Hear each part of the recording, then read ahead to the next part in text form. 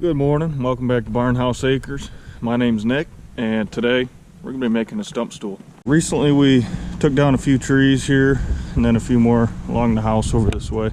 We threw those on the brush pile, but we got a lot of leftover stumps, and what better way to get rid of the stumps than put them to use.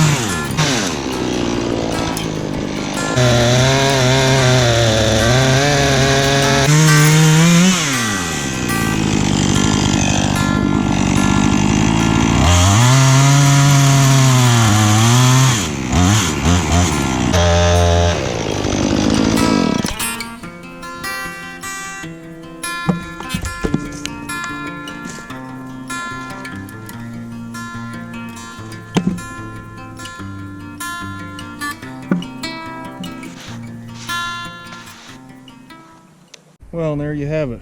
After about, I don't know, 12 to 13 minutes, here's the end result. Granted, this is my first one, so my cuts are not the best, but it's a nice little stool. Thanks for watching. Comment down below what you think, if you like it, or if I should have done something different. We'll see you on the next one.